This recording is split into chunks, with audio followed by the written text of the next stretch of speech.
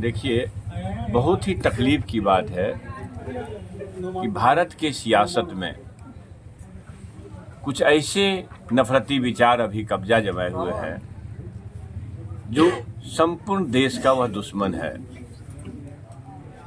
बहाना मुसलमान है, निशाना संविधान है। संविधान खत्म करके ये लोग बंच ऑफ थॉट गोवलकर को लाना चाहते हैं, मनु संहिता को देश में पुनः स्थापित करना चाहते हैं।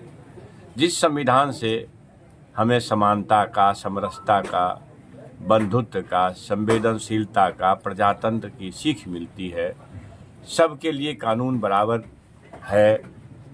मनु संहिता की तरह ये न कि फला जात पढ़ नहीं सकता है, फला जात मंदिर नहीं जा सकता है, फला जात पूजा अनुष्ठान नहीं कर सकता है, तो वो नहीं।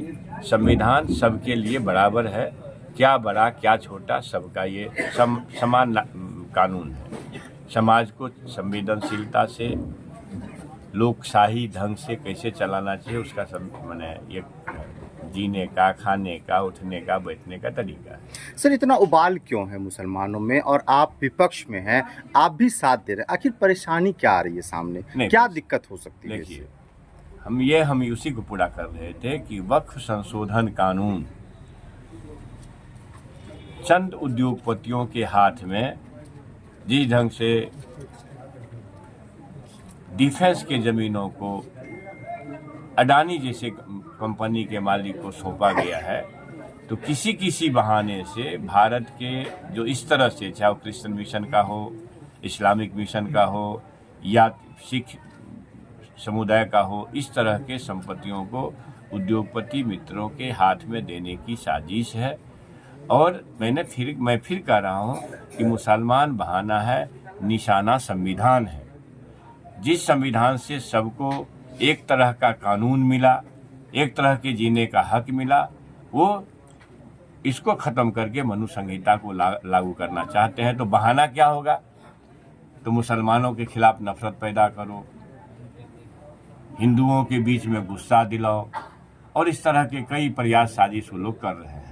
हम सब का ये कर्तव्य है कि मार्टिन किंग लूथर ने कहा, सियासत जो धार्मिक मसलों को शांत करता है वह देश महान होता है, और सियासत जो धार्मिक मसलों को पैदा करता है, समझो उसको गलत लोग चला रहे हैं। दुर्भाग्य से किसी कारण से या जुमला सुन करके हम देशवासी उनके हाथ में सत्ता दे दिए।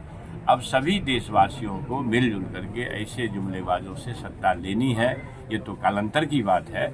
ऐसे तत्व को सर उठाने से उसके फन को कुचलने की ज़रूरत है। इसी के लिए हम लोग इसमें शामिल हैं कि नफरती शक्ति देश का दुश्मन है, आतंकवाद देश का दुश्मन है, तो जातवाद भी देश का दुश्मन है।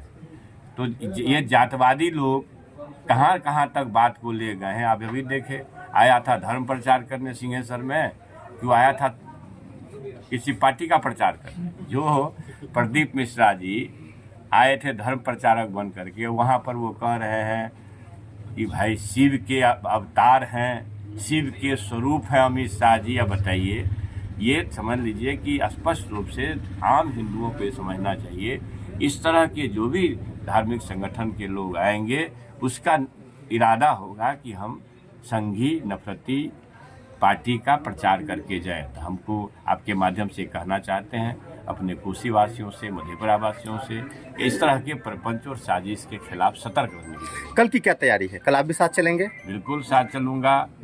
और हम लोग शांतिपूर्वक भारत माता की जय, संविधान की जय, नफरतवाद की जय, सामाजिक न्याय, समाजवाद और मोहब्बत की जय करते हुए अपनी बात शासन को सुनाएंगे। और उस को सुनाने में जो भी शक्ति लगेगी, न सिर्फ कल, ये लगातार सुनाने की जरूरत पड़ेगी, तो हम लोग बाज नहीं आएंगे।